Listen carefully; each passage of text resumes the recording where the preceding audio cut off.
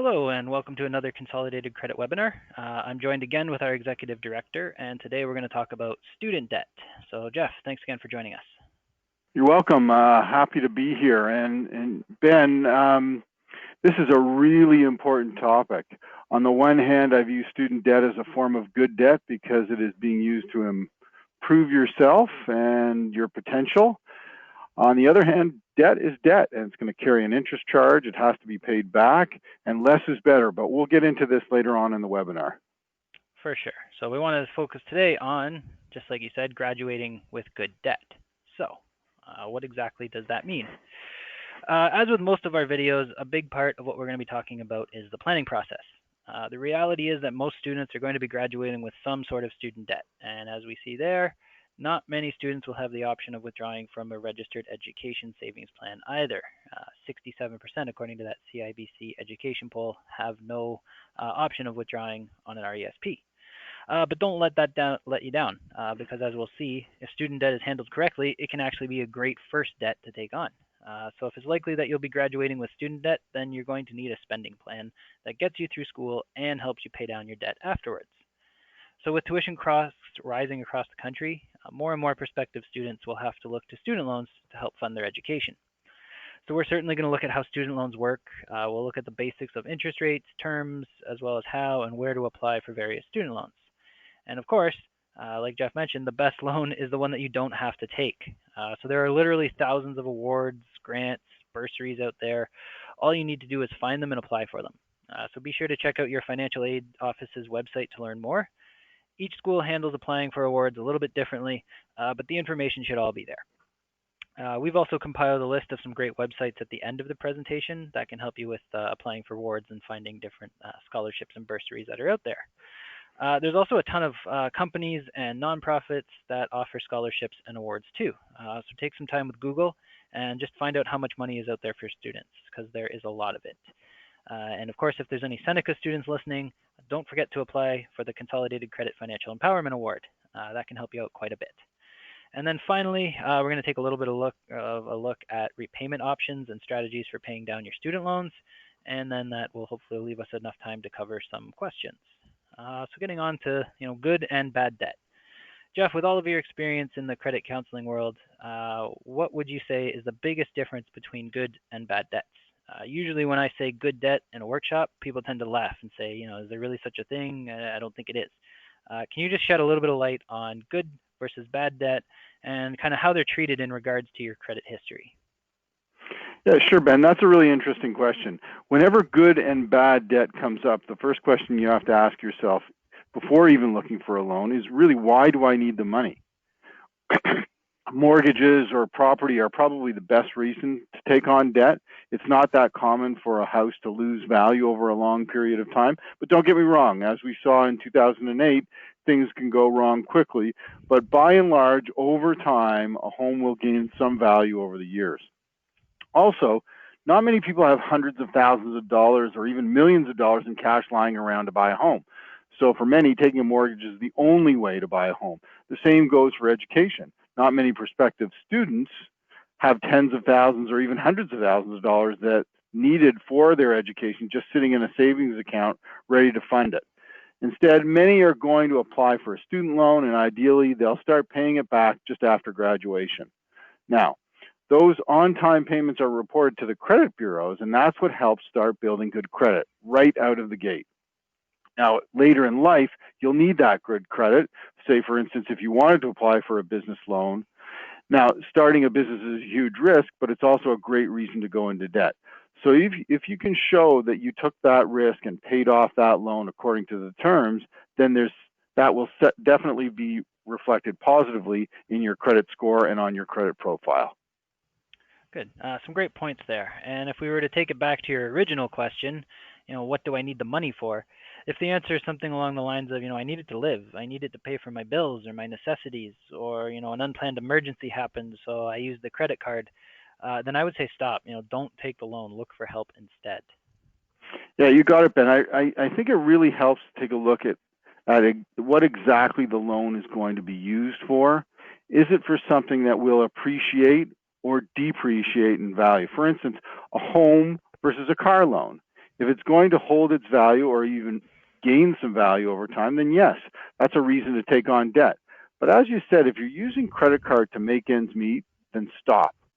You're only delaying the inevitable, and having a conversation with a nonprofit credit counselor might be in your best interest at this point.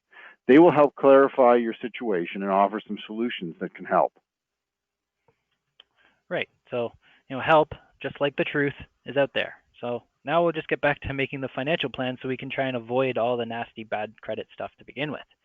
And seeing as we have a resident financial expert here, Jeff, would you mind just highlighting the importance of planning for student life, as it sounds like you have a bit of experience there? What are some things to look out for, and are there any strategies or things that you can recommend that work well when trying to plan for this expensive time of life? Well, Ben, you really have to go back to the basics here. Look up the hard numbers. How many years is the program? What's the cost of new and used textbooks? What about living expenses? The costs for housing vary widely across the country. So when it comes to housing, look it up. How much is a 1 or a 2-bedroom apartment in that area? Will you be staying in a dorm? How much is that per year? If you're moving into a shared apartment or house, how much will that cost? Close to campus, or will you commute? Can you cut housing costs entirely by living at home? The point is, get the numbers in real dollars and cents and then start making the rest of the budget. Once you have some estimates on how much it's going to cost for food, rent, and for bills like your cell phone or internet, maybe hydro if it's not included in your rent, you can get to the easier part of your budget, and that's the money. How much money will you have available? And where will that money come from? These are two very important questions you're going to need to answer. And is there any savings available? If so, how much? What's the dollar amount you can realistically save from your summer job? If you take a year off to work, how much do you need to have saved for school? Now that you've got an idea of how much 1 year of study and living will cost and how much money you'll have to work with, you can begin by subtracting the expenses from your savings and your income. Now, if you add up all of your available income and savings and subtract your expenses, it still might not be enough to fund your whole program and living expenses. If that's the case, you'll have to look to student loans to make up the difference. So how much will that cost? Having an idea of how much debt you'll graduate with will be a big help when trying to come up with a financial plan after graduation. So pay attention to the interest rates and terms. Those payments will have a big impact on both your credit score, but can also eat into your future cash flow, possibly delaying other financial goals like buying a car or even a home. Right. But, don't let that potential for future cash flow issues keep you from looking at student loans. Making a plan and sticking to it can prevent any of that. Also, in terms of lending, student loans are pretty reasonable. I would guess that if an 18-year-old with no credit history walked into a bank and asked for a $50,000 loan at 6 or 7% interest for the next 9.5, 10 years, they'd probably pretty quickly be denied. Apply for a student loan, however, and you'll be approved based on your academic need. That is, how much your allowable education costs and living expenses are, and your expected financial contribution. So expected financial contribution just means the expected contribution available from you and your parents' income and assets. Adding together all of your allowable educational costs and expected financial contribution is going to give you something called your calculated financial need. If the calculated financial need isn't going to be enough to cover your living expenses and tuition, textbooks, that sort of thing, then you can make appeals through your financial aid office. Another loan option that can be arranged through banks and credit unions is a student line of credit or a student loan through a private institution. So applying as a student with proof of enrollment will also allow funding for education. However, be sure to understand these terms and agreements, as they may not be as flexible as the government student loans, and they may not have access to various repayment solutions if payment becomes a difficulty in the future. Also, an increasingly popular source of education funding might be available from the good old bank of mom and dad. Jeff, perhaps this is a good time for you to jump in, as I'd like to get your thoughts on student loans from financial institutions versus the government, as well as your perspective on the bank of mom and dad. I know that's becoming an increasingly popular bank. Yes, it is. Well, historically, that bank has had incredibly low interest rates. That's probably why. So let's start there. There are pros and cons to the bank of mom and dad, and we should probably start by asking mom and dad how long they want their kids to be on the parent payroll. If the funds are available and the parent is happy to fund or help fund their studies, then great. That's one less loan that they'll have to pay off after graduation. However, taking a student loan and the consequences of not paying it back as a student are also a great opportunity to teach financial responsibility. So perhaps the bank of mom and dad should sit down and write up an informal agreement. They can even charge a moderate interest rate to drive home the point. This way, it's a little more involved than simply a handout, and there's less risk to everyone's credit. Which brings us to our next point. If mom and dad don't have the cash available to help directly, then they might want to look at co-signing a loan to get a lower interest rate through a bank or a credit union. Just keep in mind, if their child neglects to pay the debt, then it will be the parent's credit on the line as a co-signer. All right, so some important things to think about there when looking for your loans. So, getting to repaying your loans, that's our next slide here. For government student loans, you're going to have a 6-month grace period after graduation before you need to start making payments. But you might want to start with those payments right away, as interest is going to start accumulating immediately. Now, you have some options when it comes to paying the interest. You can start making full or interest-only payments right away, like as soon as you graduate. That's always a smart idea. You can also pay the interest in a lump sum before the payments start, or you can have the amount of interest that accumulated added to the total value of your loan. So the decision is up to you, but it's going to depend largely on your financial situation at graduation. My professional advice here would be to start making payments as soon as you graduate, but if that's not realistic, then you want to speak to someone at the National Student Loan Service Center regarding the repayment options that will work for you and can help you if you're not going to be able to make those payments. If your loan is with a bank or a financial institution, then you'll have to look to the terms of your agreement. Most banks and credit unions have a similar grace period. Some are even as long as 12 months. But just be aware that the terms and rates will vary according to the lender. So make sure you not only read the agreement, but that you understand it. Make note of the interest rates, repayment terms, what happens if you don't make your payments, and as I've just mentioned earlier, financial institutions' payment terms and assistance they can offer might not be as flexible as a government student loan. So be sure to check there first. So what's it going to cost to repay the loan? Well, monthly payments take into account your loan's principal amount, so how much you needed to borrow, plus the interest rate. And with government student loans, that's set by the Bank of Canada. Those factors are going to determine your monthly payment, but if you have the option, making larger payments is always a smart financial strategy. And if you want to get out of debt even faster, then you want to put any extra money on that loan. Student loans are often considered open loans, so that means you can make extra payments if income becomes available. For instance, maybe some of the money from your tax refund or other irregular sources can be applied to it. So those lump sum payments will go directly on the principal, which is going to both reduce the amount that you owe and the amount of interest that's included in each payment.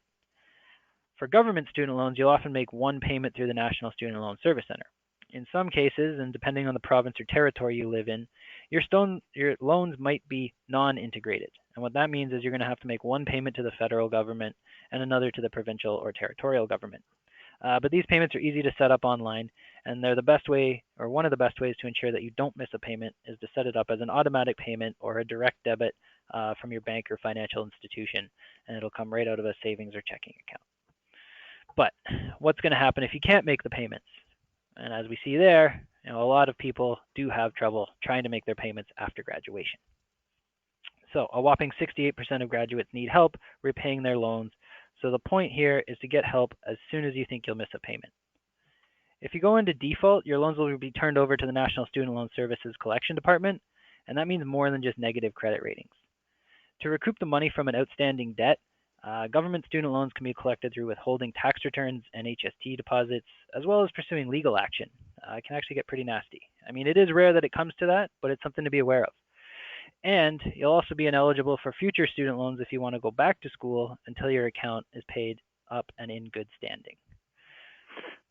Yeah, that's right, Ben. And if you think you'll be late or might default on a loan payment to your government student loan, your first call should be to the National Student Loan Service Center. They can provide you with several solutions, including the Repayment Assistance Program and other income-based solutions to help you get your student debt under control.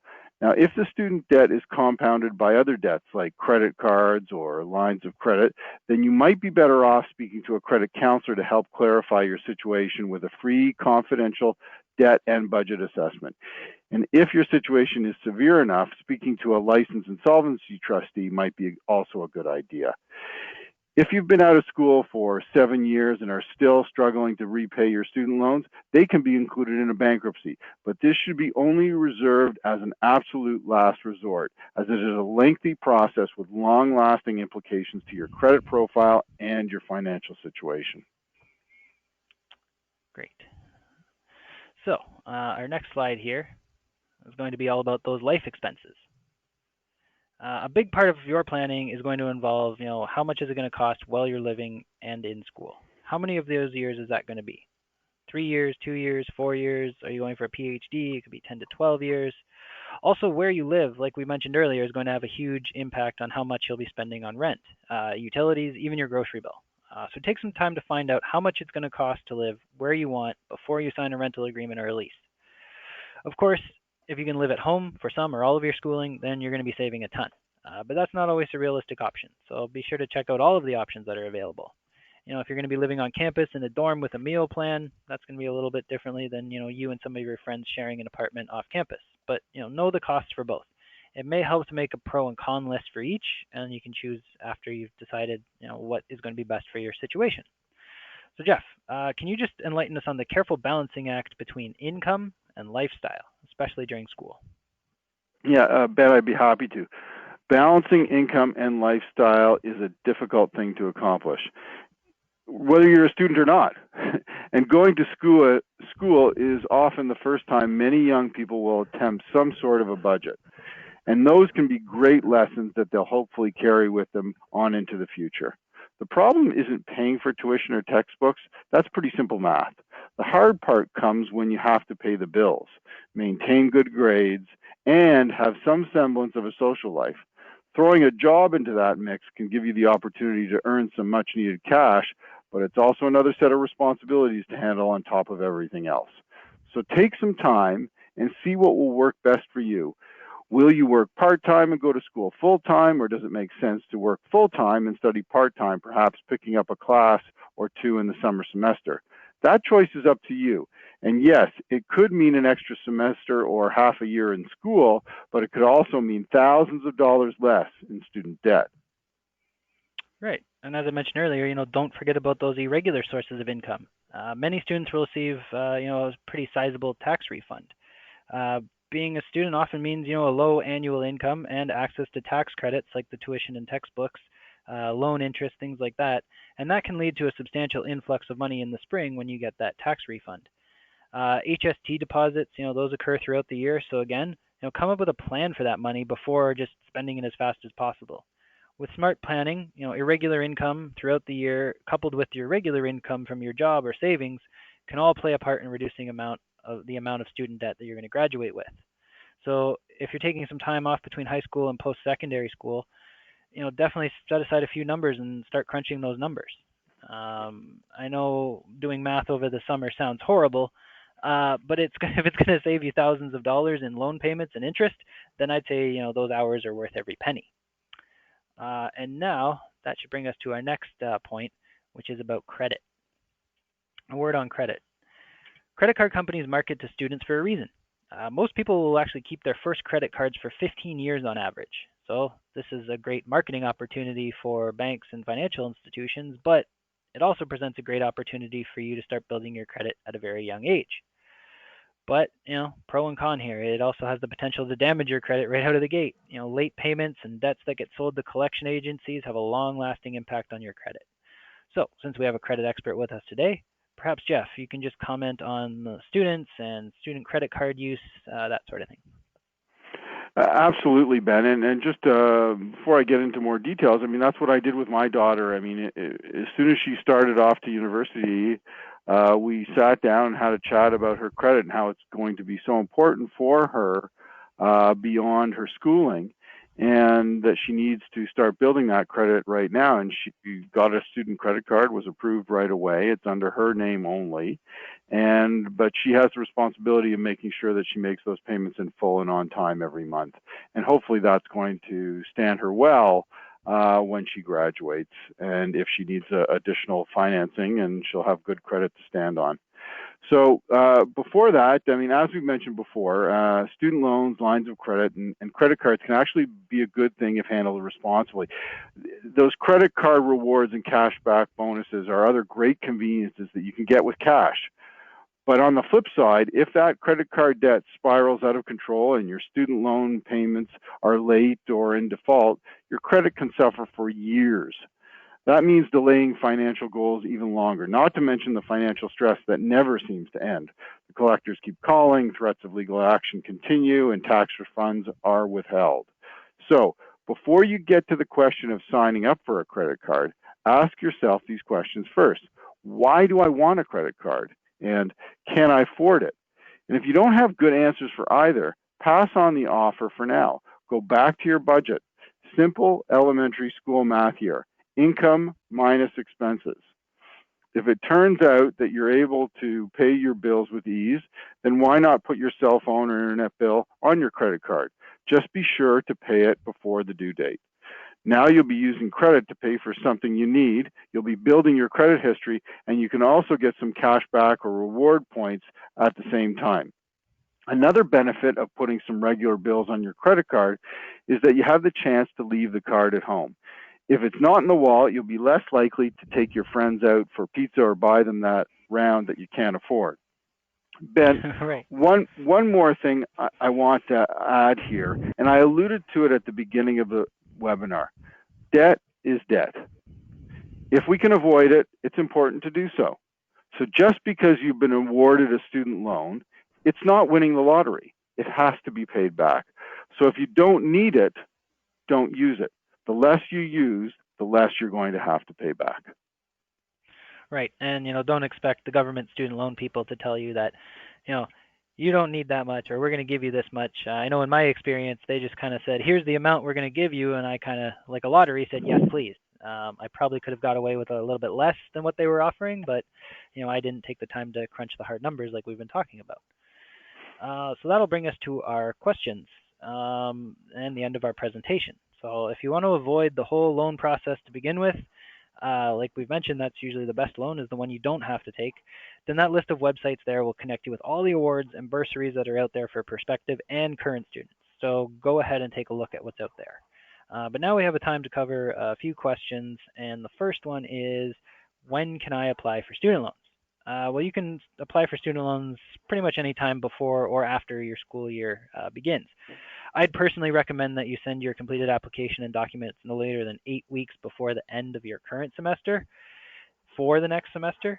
That's the earliest you can apply, but generally people are going to wait till the last minute, which can cause a backlog. So apply early, avoid the holdup.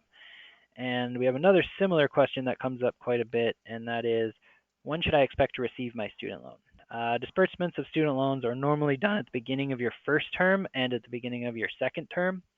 The first disbursement, like I said, depends on when you apply. So again, apply early as soon as you can, and you'll avoid some of that backlog. And a final one, the question that our counselors get quite a lot is, what is the impact of bankruptcy on my student loans? Well, if the student loan is over 7 years, like we mentioned, from your anticipated graduation date, then you can include the student loans in bankruptcy. But also, as we mentioned before, this is an absolute last resort. But perhaps Jeff can shed a bit of light on the seriousness of bankruptcy as it relates to your student loans and credit history. So Jeff, can you just kind of take us through, bankruptcy, how severe it is, and just sort of the seriousness of it in relation to your student loans? Sure, of course, Ben. Our counselors see a lot of people struggling with debt, and a large portion of that debt tends to be student and credit card debt. Your best bet is to clarify the situation and start looking at the solutions that are out there for you. Speaking to a nonprofit credit counselor can help you with both. Your situation might not be as dire as you think. Getting help with the high interest rate credit card debt can often free up cash to make payments to your lower interest student debt. Bankruptcy needs to be the last resort. and often there are options out there that people aren't even aware of. The point here is to get help. And if it turns out that, yes, your situation is bad, then personal bankruptcy is going to help put all that nasty debt behind you so you can start moving forward and get a fresh start. Right. So help is out there. Don't be afraid to get it. And, you might want to speak to a counselor just to, like we said, clarify your situation and explore some solutions that are out there. But if you or someone that you know needs a little bit more financial education, or you're interested in learning how our financial wellness platform Coffee can help you with your organization and combat financial stress, please feel free to contact me for a free demo. You can step into our credit dojo, learn the ways of the credit master, or you can chat with a financial coach or sign up for a webinar. It can all be found at coffeetime.ca. So Jeff, this concludes our webinar. I'd like to thank you for taking the time to speak with me, and I hope you have a great day. Pleasure. Have a great day.